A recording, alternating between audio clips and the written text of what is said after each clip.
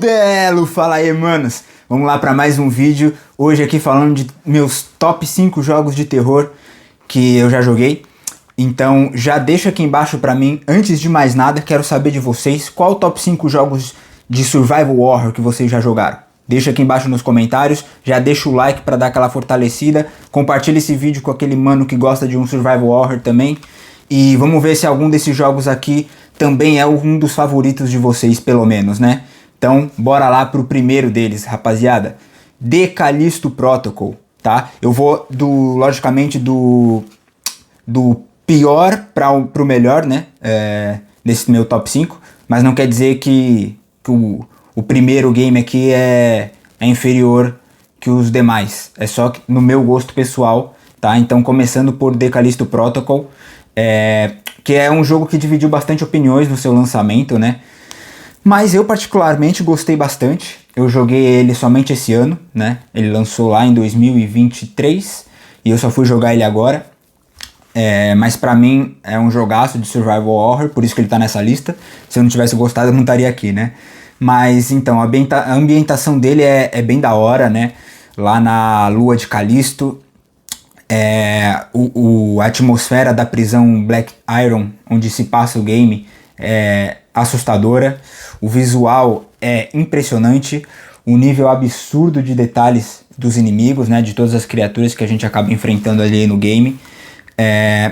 O combate brutal, né, fortemente inspirado no nosso querido Dead Space, né, a franquia incrível aí, icônica. Joguei lá a primeira vez em 360, maravilhosa. Então o combate desse game é bem inspirado no Dead Space, saudoso Dead Space, e é maravilhoso, né? É uma delícia você sentar porrada nas criaturas ali, nos monstros. Então, ponto positivaço pro game nisso. E é susto a todo momento, né, rapaziada? Esse jogo aí é jumpscare atrás de jumpscare. Você vira uma esquina, tem um bicho te esperando do nada e você se borra todo com o susto que eles vão te dar. Então, jogaço nesse quesito, mas tem alguns problemas, né? Claro, como todo jogo não é perfeito, mas a experiência dele é bem intensa. O jogo consegue passar aquela sensação de claustrofobia, tá ligado? E vulnerabilidade o tempo inteiro, né? Você sempre está ali com decadência de munição, tendo que regir bem os seus recursos para não ficar na mão em nenhuma fight, né? Mas, se estamos falando de jogos de terror, a gente não poderia deixar de falar aqui agora de Resident Evil 7, né? Esse é o meu segundo game, então, aqui da lista, ficando em quarto lugar aí dos melhores que eu já joguei, entre o Resident Evil 7 Biohazard, galera. E ele foi praticamente o renascimento da Capcom, né? Esse jogo, eu diria que ele é o mais importante da história da Capcom, porque ele revitalizou a franquia que estava em decadência, né?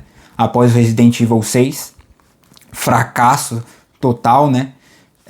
Não necessariamente em vendas falando, se bem que também acho que ele é um dos jogos, uma das piores vendas da Capcom, né?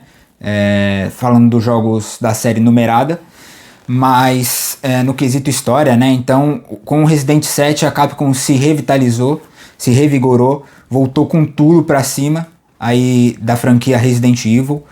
A mudança para a primeira pessoa foi muito questionada lá no lançamento, mas conforme as pessoas foram jogando, conhecendo o game, viu que fez sentido, tá ligado? Fez bastante sentido, ficou muito legal, uma jogabilidade responsiva, que deu um grau de terror absurdo pro game, né? A atmosfera sufocante lá da casa dos Bakers, o Jack Baker, né? Um dos melhores perseguidores aí de toda a franquia Resident Evil.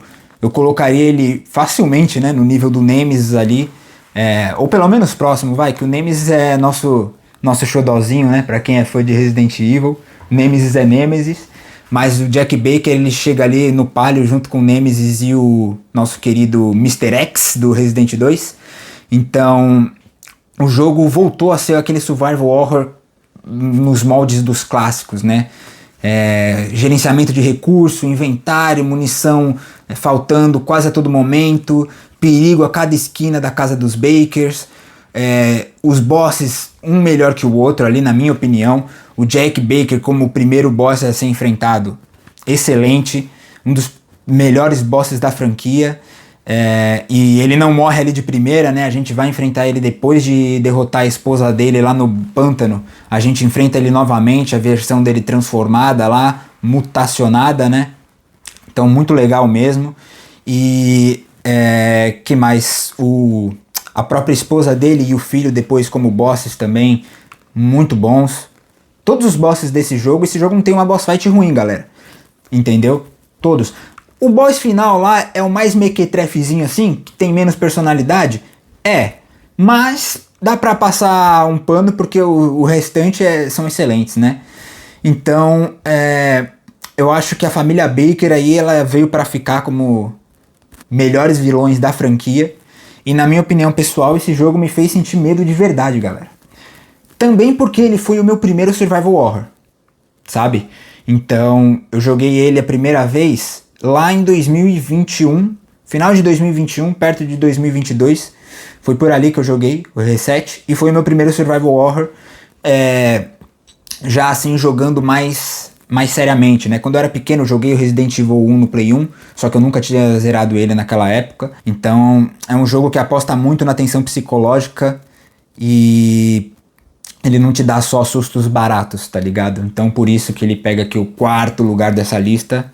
E agora falando em tensão no espaço, galera, chegou a hora de um remake simplesmente brutal, na minha opinião.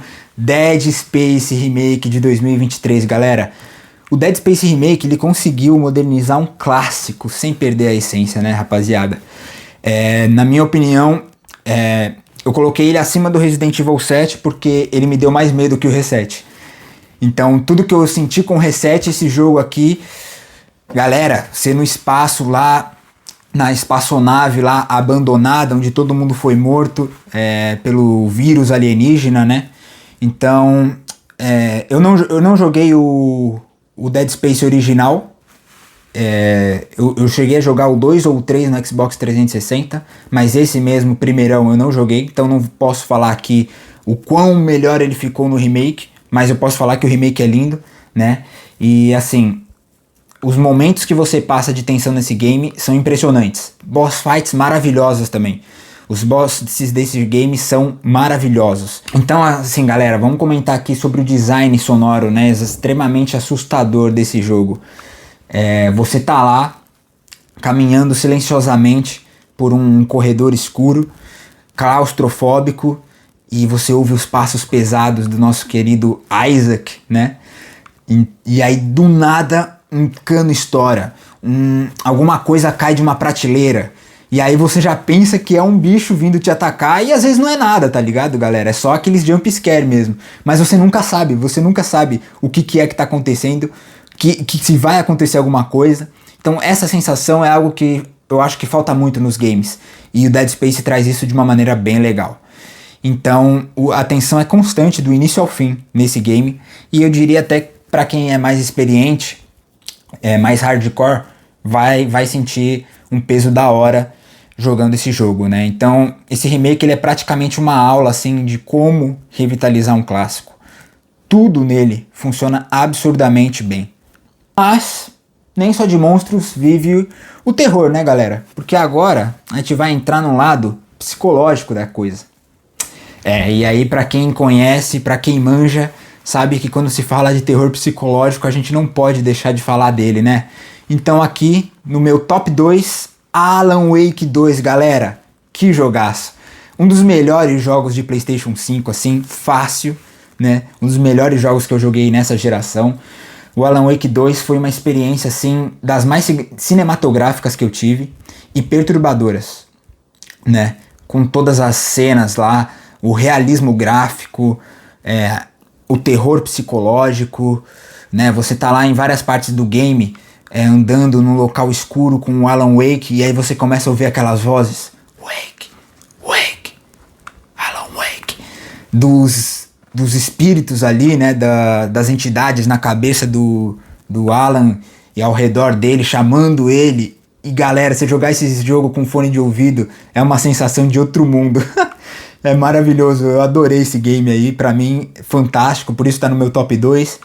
E a mistura de investigação e terror dele é bem legal também. Eu achei muito da hora a mecânica de você poder investigar lá os crimes. No começo, aquela moça lá que é a personagem da FBI. Muito boa personagem também.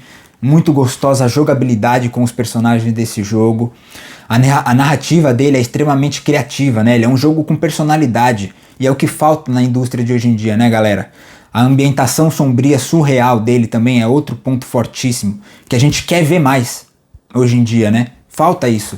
Essa originalidade na hora de criar uma ambientação original e que encante o público, que te faça querer ficar ali parado só observando o ambiente, né, galera?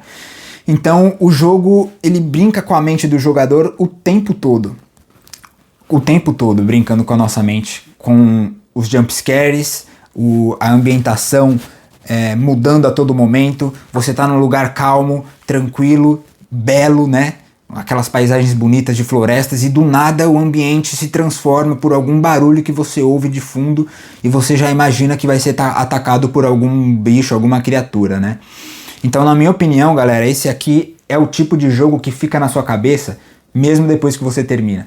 Você vai passar dias e dias, até meses ou anos como eu, lembrando desse game e como foi maravilhosa a experiência de ter jogado ele e o que você não daria pra perder a memória só pra poder jogar ele de novo uma primeira vez, tá ligado, galera? Então é isso aí. E é claro que não dava pra terminar essa lista sem falar de um verdadeiro gigante do terror psicológico, né, galera? Tão antigo quanto Resident Evil, o meu top 1 não poderia ser outro senão Silent Hill 2, galera. O remake de 2024. 2024, né? De 2024. Jogaço, galera. Que jogaço. Silent Hill 2 não é apenas um jogo de terror e nem só uma obra psicológica que vai te atormentar, não. Pra mim, esse jogo é uma obra-prima. Ele é a definição de obra-prima pra mim. Eu amei esse jogo, do início ao fim. Eu levei umas 50 horas, 60 horas pra platinar ele e eu fiz com muito gosto. Pra mim, o melhor survival horror que eu já joguei, com a melhor história.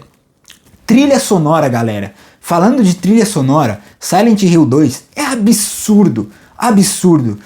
Quem jogou aí, comenta aqui embaixo pra mim, galera. O que vocês acharam dessa trilha sonora? É um dos poucos games que eu adicionei a trilha na minha playlist pra ficar ouvindo. Aquela música principal do game, Promises. Essa música é incrível, galera. Se você não conhece, depois busca aí no seu Spotify. Você vai amar ela com certeza. E pra quem conhece a história, ela tá diretamente ligada com a história do nosso personagem principal, né? Então, você ouvir essa música conhecendo a história do game, tudo que o nosso personagem passa indo atrás da esposa, né, e tal, em Silent Hill, é muito emocionante. A cidade, né, coberta daquela neblina, aquela atmosfera que te oprime o tempo todo, galera. Ai, dá um arrepio só de falar, galera. Porque é uma experiência única. Eu acho que esse é o resumo do que eu senti jogando Silent Hill 2. Uma experiência única. Só esse jogo pode te dar isso. Da maneira que ele te dá, só ele pode dar. E o simbolismo dos monstros, né? De cada criatura tem um significado. Aquelas bonecas que são duas pernas, né? Elas têm duas pernas para cima e duas pernas e as duas pernas que ela caminha, né? Formando um X, elas representam a opressão, né, da mulher do nosso protagonista, que agora eu não lembro o nome dele, infelizmente, droga. Mas enfim, a opressão, né, de quando ela estava doente, ele não podia namorar ela, por assim dizer, né, galera? Ela, por causa da condição dela, ele tinha o desejo dele de namorar ela e ela não podia por causa da condição debilitada que ela estava. Então cada monstro ali do game é um desejo oprimido, né? Que foi oprimido do nosso personagem principal. E isso daí os criadores, os diretores do game fizeram com uma originalidade, um capricho inigualável, na minha opinião, né? E a narrativa emocional e perturbadora desse game também é de atormentar a cabeça de qualquer um, né? A gente fica lá doido, vendo a história, tentando entender, porque a primeira vez que você joga é bem complexa a história, né? O Pyramid Head, né, galera? Um dos melhores vilões aí dos videogames e principalmente dos jogos de terror, né? O Pyramid Head é aí um ícone para nós que somos fãs. E até quem não é fã, com certeza já viu foto desse cara em algum lugar, né, galera? E as boss fights com ele são muito da hora, são de arrepiar a todo momento em cada uma delas, né? E bom, galera, a minha opinião pessoal desse game é isso. Pra mim, não só o melhor jogo de terror que eu já joguei, melhor survival horror, mas também um dos melhores jogos de Play 5 e de todas as gerações que eu já joguei, tá bom? É um dos meus favoritos, é facilmente top 3 melhores jogos que eu já joguei, tá bom? Poucos jogos conseguiram mexer tanto com as minhas emoções como esse jogo e me deixar desconfortável em vários momentos, né? Porque essa é a principal diretiva desse jogo, né? Te deixar desconfortável, te deixar refletindo a respeito da história e, sobretudo, com desconforto. E aí, galera, agora eu quero ouvir de vocês. Qual survival horror mais marcou vocês?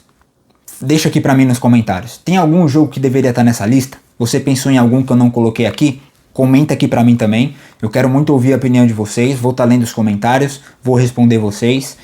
E se curtiu o vídeo, já deixa aquele like monstro, né? Se inscreve no canal, galera, para não perder o próximo vídeo. Tô trazendo vídeo aqui todos os dias. Deixem alguma sugestão de vídeo que vocês querem ver também. Se eu ainda não tiver trazido aqui pro canal, eu posso bolar um vídeo para vocês do que vocês estiverem pedindo. Demorou, galera? Então valeu, até a próxima, galera. É nóis, delos, falou!